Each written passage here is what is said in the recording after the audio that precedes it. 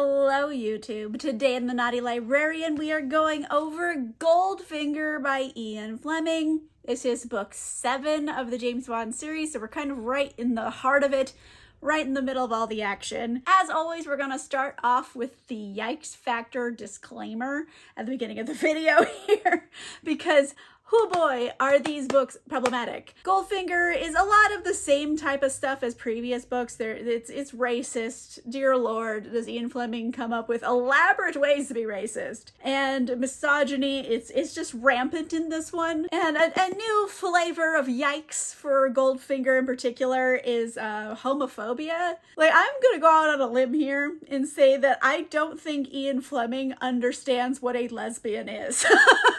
Just fundamentally doesn't understand. Exhibit 1 in this argument here. He seems to believe that, if the dick is good enough, it'll get rid of all that pesky lesbianism. And it's like, I'm sorry, sir, but no dick is that good. Hate to break it to you. Okay? Exhibit 2 here. He named his main lesbian character Pussy Galore. I don't really think I need to say anything else on that note. I think that's self-explanatory. Yikes. It's just a lot. So moving past the yikes factor, let's get into what actually happens here. So the book starts off, James, he's in an airport in Miami. He's like drowning himself in bourbon because he's having some big feels today. A lot of times in the books, James ruminates on his career as, an assassin essentially. And he doesn't really enjoy killing people, but it has to happen and he has to do it and he's good at it. So he has like a conflicted relationship with his own career. And the deeper and deeper he burrows into his career, the farther and farther he feels alienated from humanity in general. But I'm not here to psychoanalyze. We're just going to talk about facts for a second. So James drowning himself in bourbon at an airport, and then wouldn't you know it, James' flights get canceled. He's got nowhere to go and he's like, fuck it, I'm gonna get so drunk and then I'm just gonna go out on the town. This is how I'm gonna live my life tonight. But before James can leave the airport for his debauched adventures, he runs into this guy named DuPont. And he had met DuPont briefly in Casino Royale. He was one of the other rich guy players at the Baccarat tournament. And DuPont is like, James, what's up, bro? Hey, how about I take you out to dinner and I just bought a new hotel. It's a little bit away. You could stay in one of the suites. And James is like, well, I mean, if you're paying, I got nothing else to do. Sure. So James and DuPont, they go out to get dinner and they start getting down to business here. DuPont is like, James, I have got a problem. Okay. I need you to help me fix it. In fact, I will give you $10,000 to catch this guy. His name is Auric Goldfinger, and he's been cheating at canasta, and he's taking all of DuPont's money, and DuPont, he can't figure out how he's cheating. And he's like, James, I'll pay you $10,000 to figure out how this guy's cheating and stop him. And mind you, James has been drinking.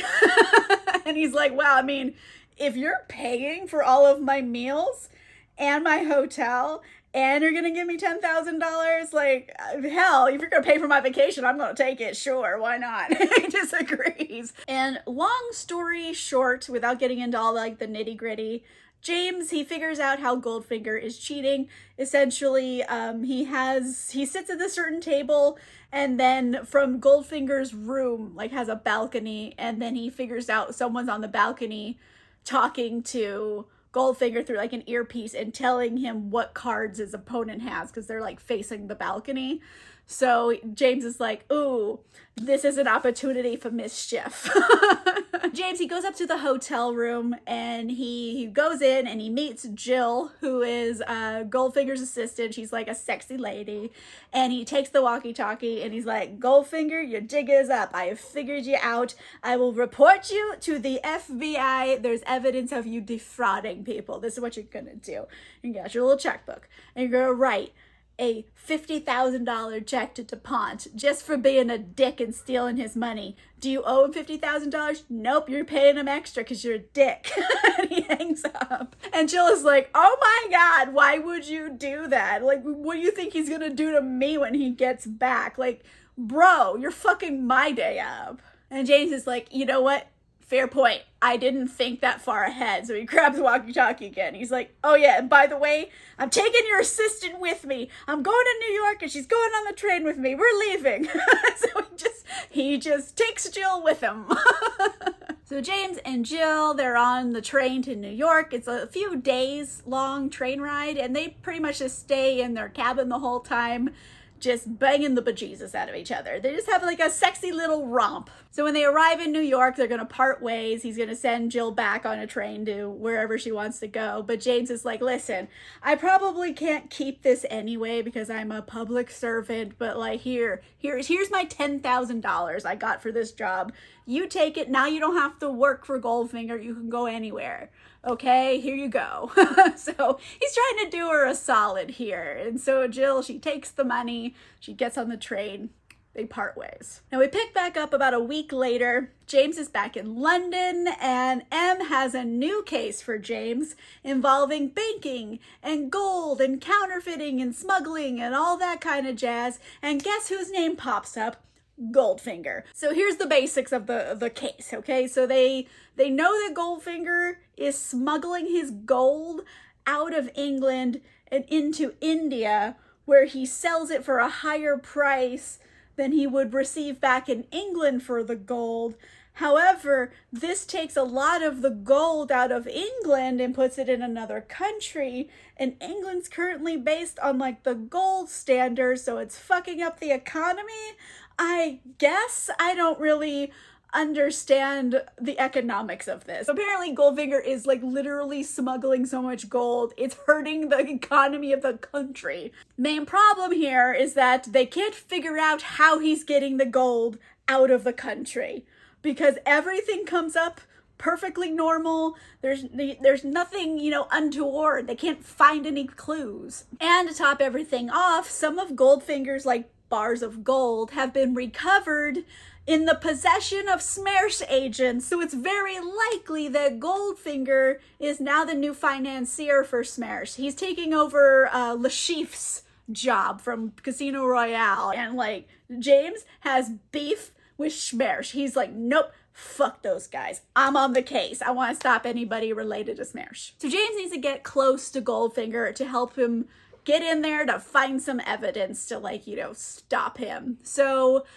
he goes over to like Goldfinger's preferred golf course that he always uses. And what did you know? It just happens to be on a day where Goldfinger is about to arrive and play a game that afternoon. At the same time, James was thinking about playing a game in that afternoon. Coincidences. Goldfinger spots James in the lobby and he's like, James, we are going to play golf this afternoon. He just kind of tells James this. He doesn't ask him. He's like, you're playing golf with me. And James is like, oh, well, why don't we make it interesting? $10,000 is a bet. La la la. Like he's just betting money he doesn't have, so he has to win. And frankly, the golf scene goes on for so long in the book. I'm not going to get into all of it. Here's the TLDR here. So Goldfinger keeps cheating in this golf game in multiple ways. And James, he's just getting pissed off about it. He's like, he's not even cheating well. He's so obviously cheating. But James is like, nope, I still have to win. I don't have $10,000. I've got to win this. So he's got to use his wits about him here. And in the end, James and his caddy basically out-cheat Goldfinger. They start cheating too, but they cheat better. So they basically win. Goldfinger loses, and Goldfinger is very upset about this. He is out so much money because of fucking James Bond. Yeah, so not the happiest of campers right now, but this whole ploy has seemed to work because now Goldfinger is very intrigued by James as well, because who is this fucking guy, So he sends a message to James and he's like, James, come to my house for drinks and dinner this evening. It's gonna be cool. So James, he has to go because he's like, oh, I gotta go to his house. He's probably gonna have clues around, incriminating evidence. So James, he goes to Goldfinger's house. Goldfinger's like, you know what? I have to go fix something for one of my employees. So I need to leave for exactly 30 minutes and I'll be back. You could just stay here by yourself. It's such an obvious trap, you know what I mean? But regardless of whether or not it's a trap, it's still an opportunity to look around. So James is like, fuck it. I'll go look around. I'll come up with some excuse why I'm wandering about if I get caught. He ends up in Goldfinger's bedroom and he starts hearing like this high-pitched whining sound and he's like, what the hell is this? So he like pokes around and he finds like this little hidden camera room just recording reels and reels and reels of footage of him going all around the house. So he's like, shit, he recorded me. I can't even pretend like I was going to look for an aspirin or something. He knows. So he has to come up with something on the fly and he has to like, okay, how can I ruin the film? I've ruined some of it by opening the door. So like progress here, but how do I ruin the rest of it? Oh, I got it. I'm going to get the cat. Goldfinger has this little orange cat. He's been following James around this whole time. So James, he takes the cat and he's like, just like throws the cat in the baskets of film and he's like, ah! So all the film baskets get all wrecked and all the cameras and the film falls out of the cameras. It's all destroyed due to cat. So Goldfinger, he comes back and he's like, oh, hey, I'm back. I'm going to go get cleaned up for dinner and stuff. But, you know, just hang out here. So, you know, Goldfinger leaves, presumably to go check the tapes, and he just comes back with a cat in a very unamused expression. But we do get introduced into our main henchman villain in this one. It's a man that Goldfinger calls Odd Job. And he just calls him Odd Job because that's what he does for him. He does odd jobs. He's also a Korean man and he doesn't speak English as his first language. And dear Lord, is this problematic? Like, yikes. Okay, it's very yikes. But we're gonna go with it because this is the only name the character has in the whole book is Odd Job. He is peak henchman realness. He's enormous. He's super strong and he like knows karate real good and like he has this bowler hat, right? And he wears it and he like he'll whip it around and it has like metal embedded in the brim so he can like throw it like a weapon and it'll cut things in half. He's like metal and it like kills things. He's got a danger hat. However, James does get one new piece of information here is that Goldfinger is leaving the next day. He's going to go to Europe somewhere. Doesn't know where on the continent he's going, but James, he's like, I gotta figure out where he's going. So he sneaks into the airport and he manages to hide like a tracking device in Goldfinger's car before it gets loaded up onto the plane and flown over to Europe somewhere. And that's essentially what happens here. Again, TLDR, James is playing cat and mouse with Goldfinger by following the car all throughout Europe for a few days with this little tracking device. However, James isn't the only person following Goldfinger. There's this other car, and in it is this young girl, and James needs to figure out what the hell she's doing here. She's obviously following Goldfinger. Again, TLDR here, so eventually James gets the opportunity to accidentally back his car into hers. So now her car won't run, and, you know, she's there. He thinks he's gonna just get her stuck somewhere. He can't like, there, I gotta go down. You're stuck, neener. But like, she's like, no. She gets out of her car, she walks up to James, and she straight up just slaps the shit out of him. Like Will Smith is, bah, how dare you? She just slaps him. And James, he somehow finds this attractive, which frankly, we don't have the time to unpack right now. So we're just gonna skip past it. So this girl's name is Tilly.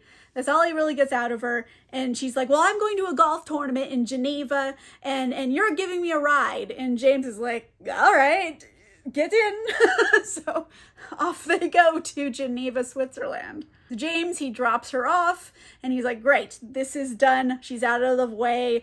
I'm going to go get back to my case and follow Goldfinger. And he keeps tracking him with a little tracking device and he winds up at Goldfinger's like estate and factory that he has there on the outside of Geneva. And he does a little bit of reconnaissance, and through this reconnaissance and like detective work he's doing, James cracks the smuggling case at least. He figures out how Goldfinger is smuggling the gold to India. Goldfinger drives a silver Rolls Royce around. However, it's not silver paint. That is 18 karat white gold that he made his car out of. He made his car out packed with gold. So he gets his car over to Geneva. They take it apart. They melt down all the gold, and then they reformulate the gold into like framing for airplane seats that he sells to Indian Airlines. So he ships the seat, framing over to India. Once they're in India, they take out that framing and replace it with regular aluminum, and then they remelt down the gold in the bars. Bing, bang, boom, I have smuggled my gold. Which is great for James. He figured it out. Problem is, he still has no evidence, so he can't do anything about it. So he's like, fine, I'll go back tonight, and I'll sneak around, and I'll grab some stuff. There you go. So it's evening, right? James, he shows up at the estate, and wouldn't you know, he sees this girl hiding, lying in wait, and she's got like a sniper rifle. So James, he kind of just like jumps on her, like, don't scream, one of those. And she's like, ah, and he's like, listen, my name is James. We met earlier because this is Tilly, the girl from the car earlier. And she's like, okay, fine. And they're like, they truce. They get off of each other. And Tilly tells James that she's there to kill Goldfinger on account of what he did to her sister, Jill, aka the hot secretary from the beginning of the book that James also had met. So what had happened was Goldfinger has a major boner for gold. Like, obviously, Auric means gold, and also Goldfinger. The names in the book are not subtle, okay? But he has a big boner for gold. So once a month, he hires a woman, and he paints her all in gold, but he always leaves her spine exposed, so she doesn't asphyxiate from the paint and die. And then he just bangs a golden lady. He wants to literally have sex with gold, okay? Again, we're not going to unpack this right now. And it looks like what happened after Jill got back from her tryst with James is that Goldfinger painted her gold and didn't leave her spine open, so she died from paint asphyxiation. Your skin literally needs to breathe. He covered her head to toe in gold. Her skin couldn't breathe, and she literally died. She asphyxiated. And James is horrified because he's like, oh man, I think I'm responsible for this one. If he didn't take her away for a sexy train ride, she wouldn't have been gilded to death. So, James is like, fuck this guy. I was just going to arrest him, but nope, he's gonna die. I have decided he's dying now. I'm going to kill him. But as, James and Tilly are talking, this arrow comes out of nowhere, sticks in the tree right between them. And guess who fired it, everybody? Odd Job, because he literally is good at everything. So he's like, sup? And they're like, well, I guess we're caught. So he takes them back to the house and to Goldfinger. And they get separated, and now it's interrogation time. They're much more gentle on Tilly than they are on James. For Tilly, I think they just hypnotized her, and they got the whole assassination plot out of her, so they know what she's there for, what James is there for. So really, there's no reason to actually ask James any questions at this point.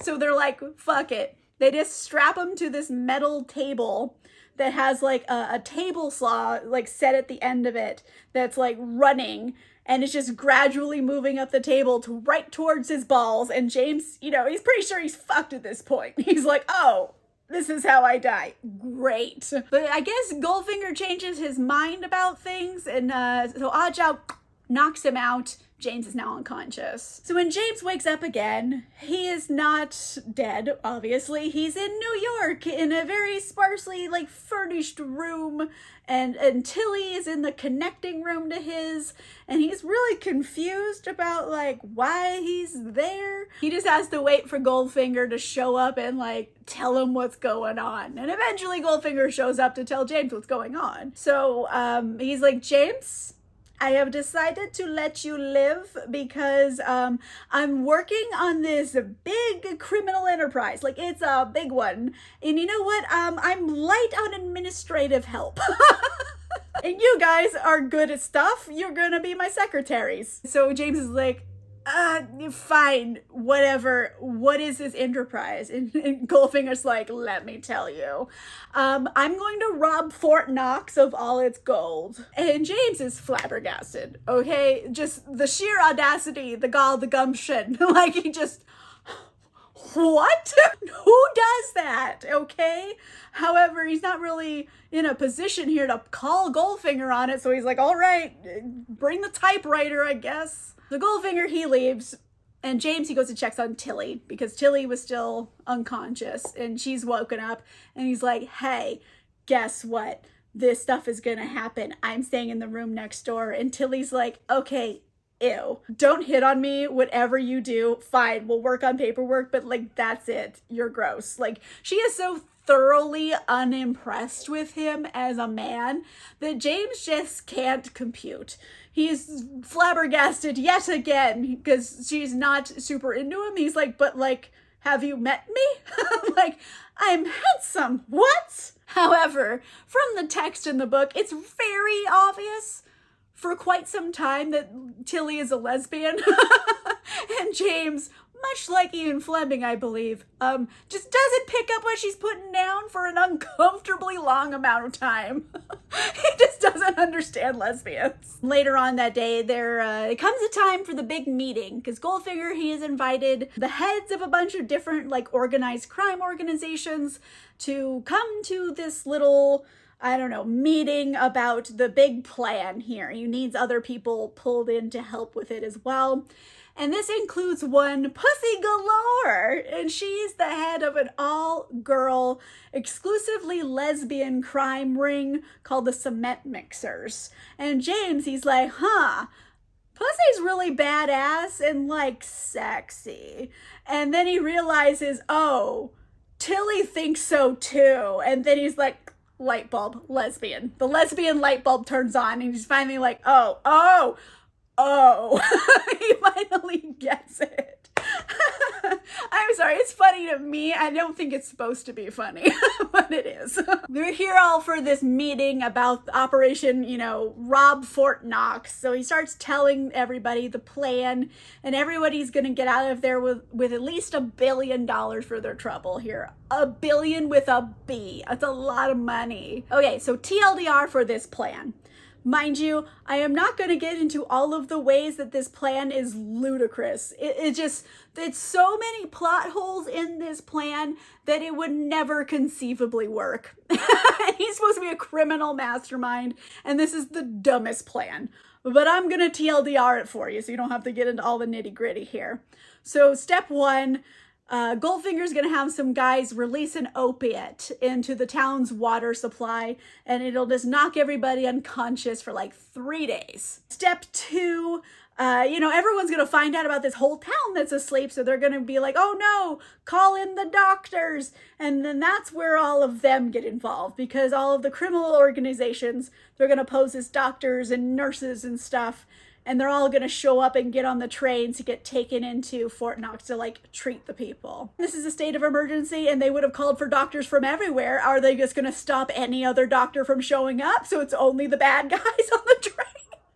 Okay, I'm sorry. I told you I wasn't going to get into how ludicrous this plan is, but it's just stupid. But anyways, that's how they get into the town. How do they get into the vault? Okay, so what they're going to do... And this is like the piece de resistance here. Goldfinger's like, oh, don't worry about it. We're gonna like set off a clean nuclear bomb. It'll open the gates. It'll just blow the vault right open. They're gonna set off a nuke. But it's okay because it's a clean one. Like, everyone will be fine. And we're like, what? And then after, they set off their nuke, it'll be open, and they just have to go in and like take all the money out of the vault. And then, all the different organizations, transportation out of Fort Knox is on you. And it hurts my brain because like no part of the plan would work. No parts of this plan would ever work.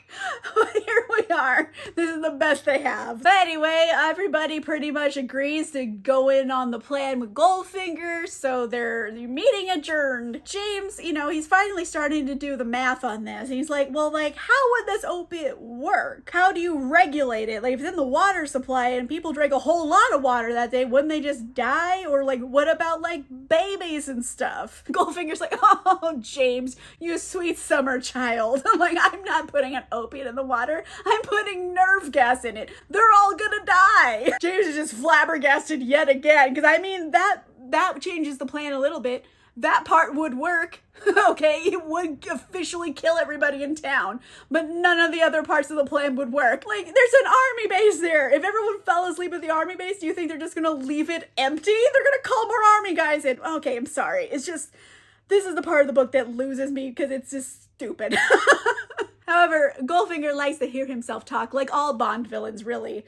And he ends up telling James about, like, how he's gonna get his gold. He's like, I'm gonna get all my gold, and then I just have to get to the coast, the Virginia coast, because guess what? There's a Russian submarine in the harbor, like on a peaceful mission where they're like gonna go, hi, we're Russians and we're in a submarine, hello America, and then like leave. It's a whole like thing. And he's like, well, cool, I'm gonna get all my gold, I'm gonna go to the submarine, I'm gonna put all my gold in the submarine, and then we're just gonna go back to Russia. And it's like, how? How would you get your gold in the submarine with nobody noticing? Like, it would be a long process. So yeah, the rest of the book is gonna be equally as silly, because it's never addressed how poorly this plan is constructed. But here we go, everybody. Okay, so a day or two goes by. Goldfinger's like, James, we're putting the plan into action. We're going to Kentucky tomorrow. James is like, okay, fuck. Like, I gotta put a plan together. Stat. I don't know what to do. So James is like, all right, Hail Mary play. So he ties up all of the little details of the plan, as small as he can, on a piece of paper, single space front and back. And he rolls it up real tiny and with a note on the outside that whoever gets this to Felix Leiter at the Pinkertons gets $5,000, no questions asked. He like tapes it to his leg real quick and he like, okay, get in the car. They get on the plane. So James, he just be like, okay, I'm gonna go to the bathroom, odd job. You can't follow me in there. There's not space. So he goes in there and he's like, oh fuck, okay. Whoosh, rips a note off and he's like, okay, oh, you know what? The underside of the toilet. He sticks it in the underside of the toilet because when they get off the plane, they're going to have to clean it. Hopefully when the cleaners will find it and somehow they'll get it to New York in time for Felix Leiter to like help. It's a real flimsy plan, but it's all James has at this point. So they land right outside of Kentucky, and a couple days go by. They're just prepping things, and finally it's time. The call for doctors has gone out, so they all go down to the train station. They're like, great, we're happy you're here, doctors. Get on the train, and it'll take you straight over to Fort Knox, and you can help the people. So James is already pretty feeling defeated, because he's like, okay, if they've made the call for doctors, it means the town has been dosed. And James knows that means they're dead. The criminals think they're asleep. And it's really kind of a scary scene because they're riding into town and they're looking out the windows of the train and they're just seeing random people slumped down all over the place, like in their front lawns, like hanging out the window of a car. Everybody's just unconscious in this whole town. They start making their way over to the depository building. They're getting the bomb ready. They're clean nuclear bomb. They won't hurt anybody, apparently. So as they're getting that set up, it's at this moment where all those dead soldiers all over the place start waking up with their machine guns and like, freeze! So like all of those guys weren't dead. They were pretending they were asleep. So boom, the military's here. So like all hell breaks loose. Everybody is chaos everywhere. So James, he like grabs Tilly. He's like, we're making a run for it, Tilly. We gotta get out of here. But Tilly's like, no, I gotta go find Pussy because she's hot. She's like, just wants to go be with Pussy. She has a big crush on her. And it's just really, really dumb because James is like, oh my God, they're chasing us. You can't just stop. And then Oddjob is following them. He does his metal hat routine. He throws it, hits Tilly in like her back of her neck, and it kills her immediately. It breaks her neck. Her head is just not in the right place. It's kind of gruesome. An odd job now is going to go after James, and James is like, fuck. All he has is like this little tiny pocket knife that was hidden in the heel of his shoe. So he's like, little tiny knife. So he manages to stab him a little bit and like cut him bad, but like not kill him. So he's like, all right, I'm gonna die now. Oddjob's gonna kill me because he's an enormous person and he's gonna beat me to death. However, this death blow doesn't come, so James, he's like, pops one eye open, and he's like, oh, wait, there he goes. Apparently Oddjob had hopped into a truck that Goldfinger is driving with a couple other like bad guys in it, and they're all speeding away. And it's right now at this moment when like the depository doors open right behind James, and guess who it is, everybody? Felix fucking Leiter. Come through, Felix! Oh my gosh, he's my favorite character, if you haven't noticed. I love Felix. Obviously, it turns out that, Felix did get James's letter in time, and he had already heard about, the English Secret Service being all in uproar because they lost James, and it was really super easy getting the message to the president really quickly because, that Secret Service was calling the president. He's in the Pinkertons, he has connections to CIA, it's a whole thing. So Felix Leiter to the fucking rescue, okay? And he fixed all of the things James couldn't fix. They got the guys with the nerve agent, and so they couldn't contaminate the water. So everybody's okay in town. They just got everybody to pretend they were asleep. I'm assuming all of the residents are maybe locked inside their houses, and then actors are on the lawns, or army people and stuff. So yeah, anyways, they do that, and then also they could just spring the trap on them, and it's really kind of an ingenious plan. His plan works. And mainly Felix's plan worked so well because Goldfinger's plan was such a piece of shit. And then everything just starts wrapping up. They stop the robbery of Fort Knox. On the English side, people caught on to James's detective work. They figured out the smuggling ring. They're dismantling it. So that's all done. The only big problem here is that Goldfinger has escaped. He was in that truck.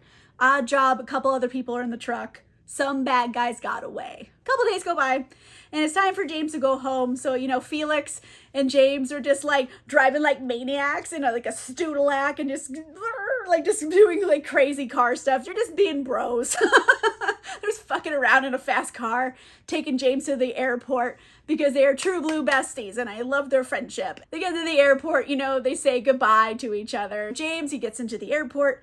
He's waiting around for his flight, and then he hears someone calling his name over the loudspeaker to come to the ticket counter. So he goes to the ticket counter, and they're like, hey, guess what? You're behind on your typhoid shot, and there was an outbreak, so you can't go back to England unless you get a typhoid shot.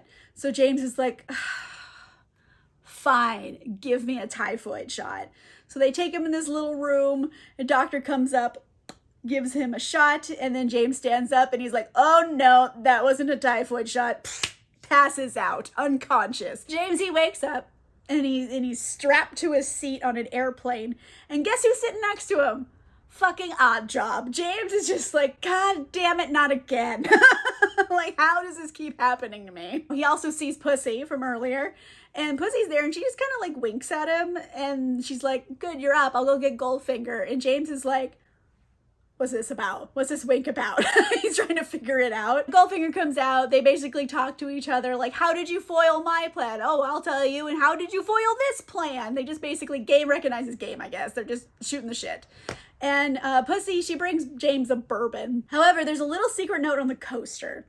So James, he secretly reads the coaster, and it basically says that she's on his side. So James is like, okay, I have an ace in my pocket. Let's see where this goes. And TLDR here, Goldfinger is planning on taking this plane that he hijacked back to Russia, and then he's gonna turn James over to Smersh because fuck him, right? So James, he's like, well, fuck. He's in a plane. He can't run away. So he has to come up with a plan. All of his options are severely limited because, plane. And he's just sitting there, just trying to think of something. And Pussy, she brings him a little meal. getting in-flight service here with a little pencil and is hidden inside the napkin. So James, he like writes a little note on the napkin telling her like, hey, I got a shitty plan, but it's the only one I got. So make sure you fasten your seatbelt. Things are gonna get dicey. And he gives her back the tray. So James waits till Oddjob is like asleep next to him. He kind of grabs his little, pocket knife that he has hidden in the heel of his shoe. It's a little tiny knife, okay? He takes it out of his shoe and he just uses it to like he just starts hitting the window of the plane with a tiny little heel knife in order to break it, which, mind you, should not be possible. You should not be able to break an airplane window with a little pocket knife. It's not possible, shouldn't be, but yet James manages it. He shatters the window of the plane, and this causes, the plane to depressurize. So now everything's going crazy, and Oddjob was sitting right next to him, right? Oddjob wasn't wearing a seatbelt, so he gets sucked out the window, and Oddjob is enormous, an airplane window is little, and basically he gets sucked through the window like a tube of toothpaste. It's very gruesome. It's just gross. And everything's going crazy, still things are flying out the plane, and then, the pilots are trying to dip low enough so it repressurizes, and James, he can't breathe, so he just loses consciousness due to lack of oxygen. And he wakes up again with Goldfinger kicking him. Goldfinger kicks him awake. And finally, something snaps in James. Sometimes James will lose all touch with humanity and go full assassin mode, and it's scary, because this was the moment where he finally snapped. He has had it with fucking Goldfinger, who kicked him while he was down. How dare you? So James just starts going berserk, and he jumps on Goldfinger, and he literally beats him to death. I think he strangles him too, but he literally beats him to death. Oh my, it took a while. So now James is he's all beat up and dirty, and the plane had exploded a little bit, so he's all fucked up. So he takes Goldfinger's gun and he grabs a bottle of bourbon. He's like, all right, fuck it. He's just trying to figure out what to do next. This is kind of a funny action movie moment of the book. But he's like, all right, I'm gonna have this bourbon, I got a gun. I guess I gotta go to the cockpit. So he starts walking down the plane to the cockpit. He finds Pussy. Luckily, she was seatbelted. He checks her real quick. He's like, okay, you're breathing. Fine, I'll deal with you later. Goes, pooh, kicks down the cockpit door. Just, blah, guy with a gun and a bourbon kicks down your door. And the pilots are like, oh my God. What did you do to the plane? The plane is so fucked up. We're losing fuel. We're not going to make it back to an airport. What did you do? James is like, what did I do? You stole a plane. Give me the radio. You give me the radio right fucking now. So James takes the radio. He's like, flight control. This is James Bond. I'm a Secret Service agent. Blah, blah, blah. Here's some codes. They're accurate. This plane, it's hijacked. I'm in control of it. What are we gonna do? We gotta fucking land. And they're like, well, you're not gonna land anywhere. That you're far enough away from all airports. You're fucked. So they're like, okay, well, where's the best that we can do? So they decide the best option here is a water landing. So they're gonna lay out a bunch of water flares, and they're gonna get as close as possible they can get to the nearest aircraft carrier in the ocean. So it's a shitty plan, but it's the only one they got. So James is like, fucking fly the plane. God damn it. So James, he grabs Pussy. She's awake, and he takes her to the back of the plane. They both put life vests on, and they're bracing themselves because they're about to crash into the ocean. And which they do. Boo! They land in the ocean. It pretty much destroys the plane. The plane is in pieces. Miraculously, James and Pussy are free from the wreckage, and they're just in these, water vests floating, and they're just waiting for the military to come pick them up. They're just floating in the wreckage. All of the pilots and all the henchmen, whoever else was on the plane, not dead yet. Well, they're super dead now. They're all at the bottom of the ocean. So a few hours later, the military shows up, and they go get them. They pick them up. They're questioned. And obviously, Pussy is in trouble. She was part of the bad guys. Did she switch at the end? Yeah. She was on James's side at the end, but you're in trouble for a lot of things. So, there's nothing they can do right now, so she's just roaming around, and she comes over to James' room, and she's like, hey, how you doing, sport? Would you write to me while I'm in prison? Kind of flirty. And I was like, okay, well, whatever, she's a lesbian, right? And then she's like, you know, I've never really met a real man before. And I'm like, wait a minute, where is this going? Because the book ends with them about to have sex. And it's like, what? It's just another moment where this book made no sense. Because she is like such a hardcore lesbian for all of the book, and she has also some really deep sexual trauma that's addressed in the book a little bit, and then all of a sudden she's super into James for no reason, and it's what? It makes no sense. Like, I could have understand her fucking him, like she's like, hey, I'm about to go to jail for like many years, why don't I try a dude before I go? Like, that I would have, okay, like, I get it. Like, why not? At that point, you're just, like, gonna fuck around. This one, she's like, oh, no, James, your miraculous penis has cured me. And I'm like, bleh. Anyway, that's the end of the book, everybody. So, yeah, this book is very flimsy at times with the storytelling. The plan to, you know, capture Fort Knox is flimsy at best, and then I don't really think Ian Fleming understands what a lesbian is at all. So it's really, really action-packed, and it has some really, really cool moments in it. You know, big heroic moments, and I like all of that stuff. I think Goldfinger is a particularly good villain. He's pretty clever overall, except for his piss poor plan, which is like, oh my god. But besides that, like, I think they're good foils for each other, so it has a lot of things I do like. However, it makes no sense at times. So it is what it is. I think in the end it's like 3.5 stars because it is like a good narrative. It's action-packed, it's fun, but like, what? It's just nonsense. Anyway, that was Goldfinger, everybody. Let me know in the comments down below. What's a book that you read that is really good but makes no sense? Like, if you think about anything in this book for long enough, what makes no sense to you? Let me know in the comments down below. If you like this video, make sure you give it a like. If you want to see more videos, make sure you subscribe. If you want to have cool exclusive content, including early access to videos and a book club, you can consider becoming a channel member or a patron. Links for that are in the description down below. And on that note, I will see you guys soon. Goodbye.